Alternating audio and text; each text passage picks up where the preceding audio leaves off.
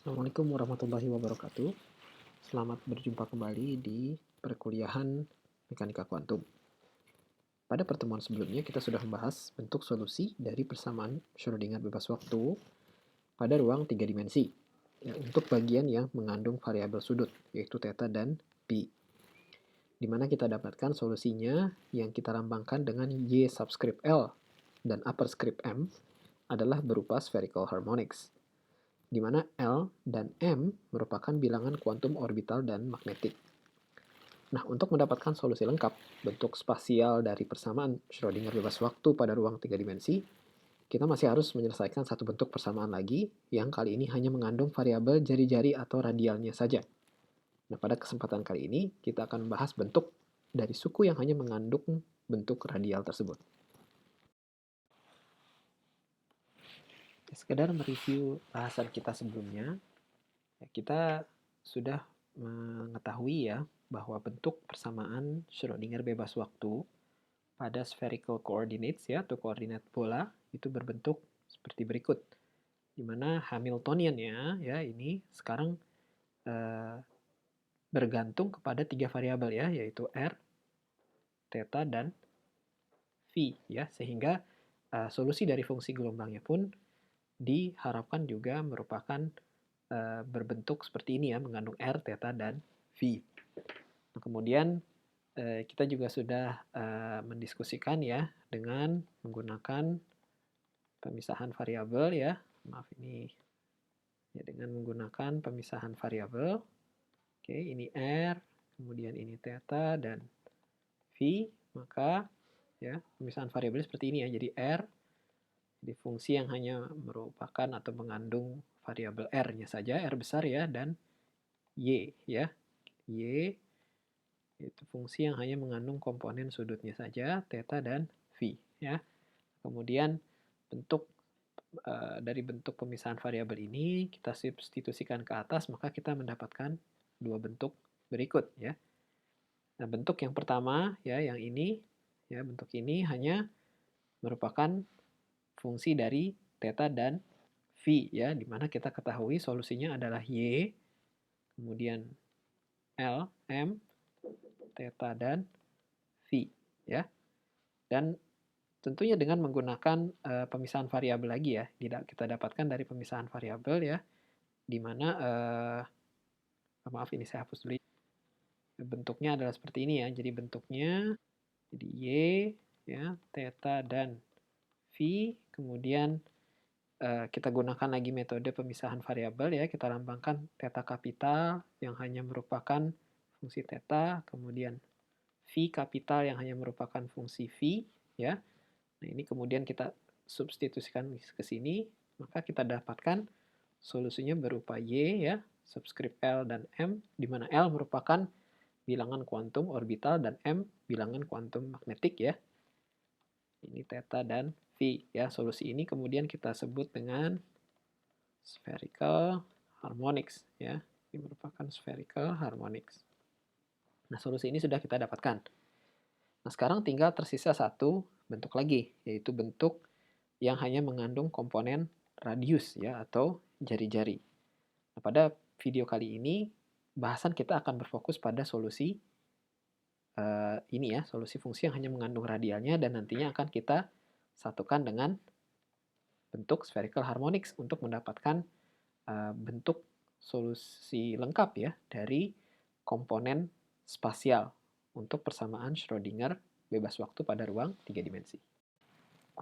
Ya, dari pembahasan sebelumnya kita sudah mengetahui ya bahwa persamaan yang mengandung variabel jari-jari atau R itu adalah sebagaimana berikut ya.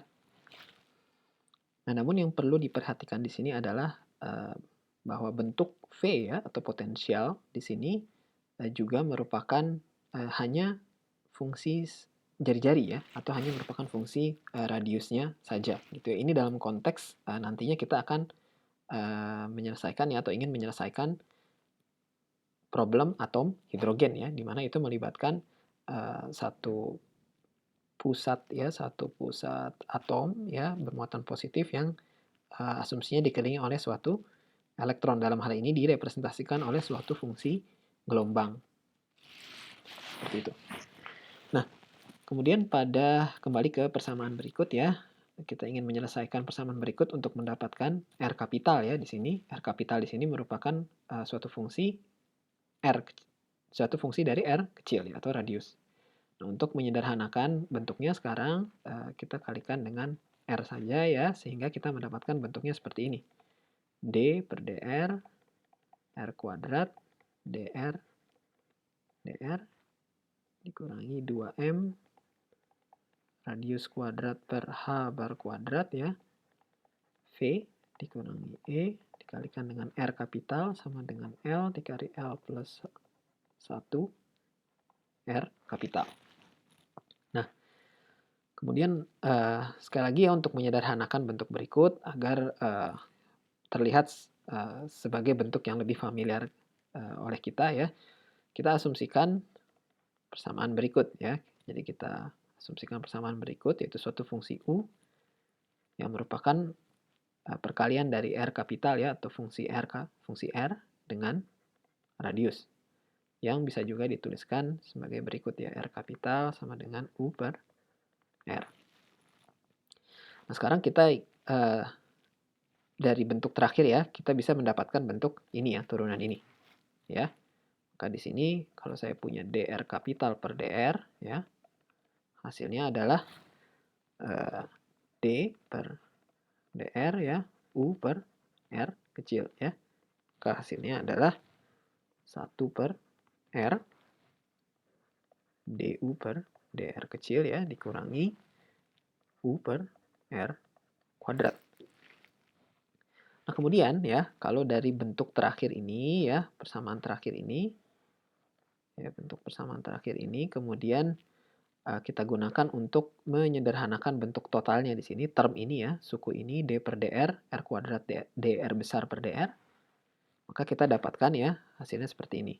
Bentuknya seperti ini. Jadi saya tuliskan lagi di sini d per dr ya, kemudian r kuadrat. Nah, kita tahu dr per dr ini hasilnya adalah ini ya. Maka langsung ya saya substitusi per r ya. Terus ya 1 per r, kemudian du per dr ya dikurangi u per r kuadrat ya. Ini saya taruh di atas ya. Ini saya pisah. Ini misalkan kita naikkan ke atas di sini ya. Maka kalau bentuk integral ini kemudian kita diferensial ini kita selesaikan ya, maka hasilnya seperti ini. Jadi kita punya saya tulis di sini jadi dr ya, r kuadrat dr per dr ya sama dengan ini ya, ini kita operasikan. Maka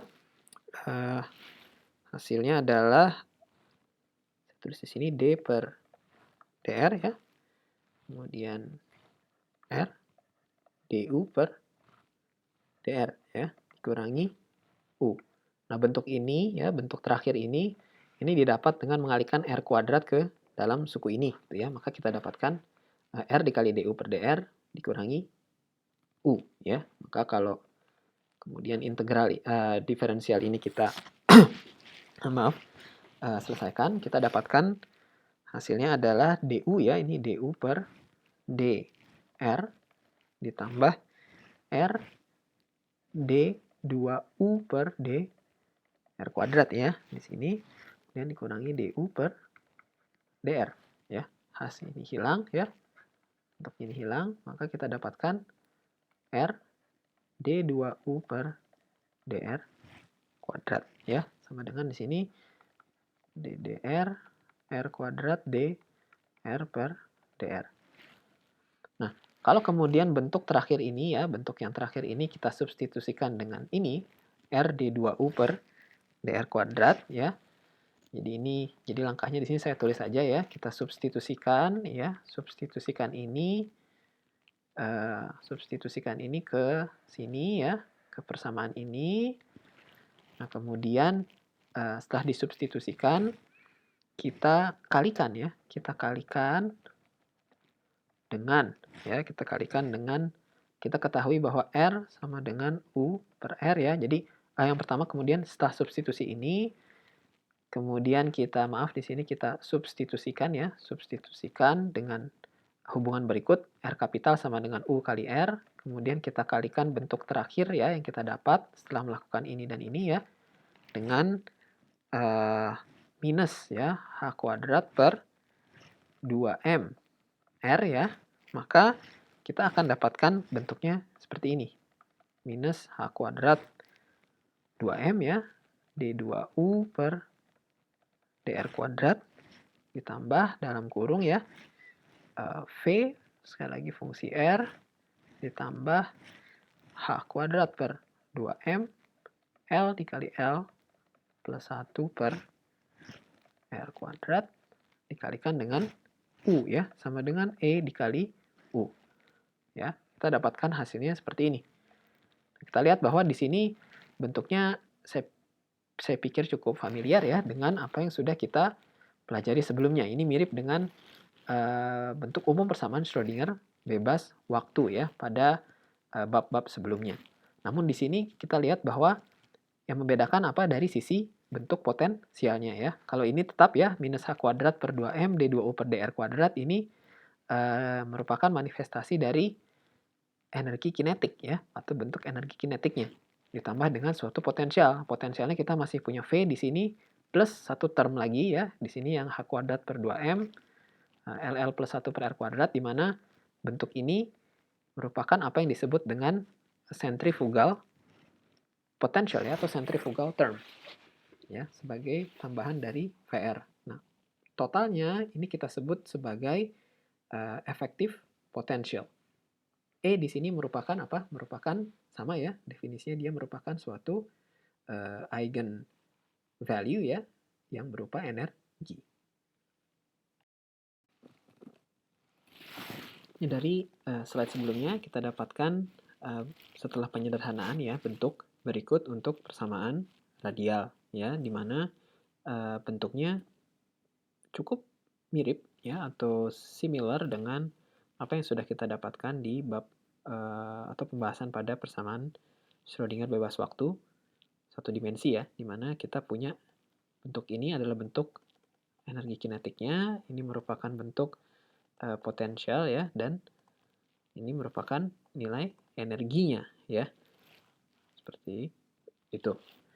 Nah, namun di sini yang sedikit berbeda adalah kemunculan bentuk ini ya, yang sebelumnya kita sebut sebagai bentuk centrifugal ya, atau centrifugal term ya. Nah, penamaan centrifugal di sini itu analog dengan problem ketika kita mempelajari mekanika klasik ya, di mana bentuk atau gaya dari sentrifugal ini atau gaya sentrifugal cenderung untuk menolak ya suatu partikel ya ketika dia berotasi terhadap suatu titik acuan tertentu ya. Kita tahu bahwa kalau misalkan kita punya suatu pusat ya, misalkan sistem klasiknya seperti ini ya, ini skematik saja, ini titik pusat ya. Kemudian saya hubungkan dengan misalkan tali ya, seperti itu, suatu bola atau partikel yang kemudian dia berotasi terhadap titik pusat ini, maka akan ada gaya yang disebut dengan sentrifugal ya, yang dia cenderung untuk menolak ya, menolak si partikel untuk jatuh ke pusat ya. Seperti itu, sehingga membuat apa? Kalau misalkan di sini ada tali ya, kita ikat dengan tali, talinya itu menjadi kencang ya, seperti itu, sehingga menjaga si bola ini tetap berotasi ya di jalurnya. Nah, begitu juga dengan definisi sentrifugal di sini ya. Nah, kalau misalkan saya gambarkan ya dengan suatu misalkan grafik ya, kita lihat di sini. Nah, ini misalkan sumbu mendatar ya adalah, atau sumbu X-nya merupakan R ya, nilai R, dan sumbu tegaknya ya atau sumbu Y-nya merupakan anggaplah di sini kalau sentrifugal kita namakan dengan V cent gitu ya. Maka di sini V cent ya, atau potensial total ya. Ya, maaf seperti ini saja. Jadi total ini merupakan V efektif ya. Jadi penjumlahan dari VR ya, potensial ini ditambah dengan centrifugal term itu disebut dengan V efektif. Nah, kemudian Kalau misalkan ini V efektif ya, ini V efektif ya. Nah, kita breakdown menjadi komponen, dua komponen ya. Nah, sekarang komponen pertama adalah komponen dari si centrifugal term. Maka centrifugal term bersifat seperti ini ya. Bersifat seperti ini. Oke, jadi semakin R-nya kecil, maka dia semakin kalau semakin R-nya besar, maka dia akan kontribusinya semakin kecil. Tapi semakin dia mendekati 0, kita lihat bahwa dia akan sifatnya menuju infinity ya nilainya, atau blow up gitu nilainya. Nah, kemudian di sini juga kita punya VR ya, VR. Nah, VR di sini ya itu nanti akan ketahui bahwa dia merupakan suatu potensial yang sifatnya atraktif ya, instead of repulsive. Jadi berbanding terbalik dengan centrifugal term ya, yang cenderung untuk menolak partikel untuk mendekati sentralnya gitu ya. Nah, bentuk VR ini nanti akan kita lihat seperti ini gitu ya. Jadi kebalikannya ya. Kebalikannya seperti ini. Nah, jadi kalau misalkan kedua potensial ini kemudian kita jumlahkan, maka kita akan mendapatkan suatu bentuk potensial total seperti ini. Ya, saya gambarkan dengan dash line ya. Ini seperti ini. Ya. Ini merupakan suatu potensial, ini bentuk efektif potensialnya kira-kira seperti ini. Maka kita lihat ya, kalau kita punya bentuk potensial seperti ini, maka daerah ini ya, yang bisa kita sebut sebagai daerah yang memiliki bound states ya, bound states. Atau keadaan-keadaan terikat ya. Nah, di sini mungkin sudah bisa mulai memberikan gambaran ya terhadap apa yang disebut dengan bound states atau keadaan terikat. Keadaan di mana partikel itu berada pada potensial tertentu ya, sehingga dia terkuantisasi atau terconfine di suatu daerah dengan potensial tertentu saja. Dan itu merupakan hasil dari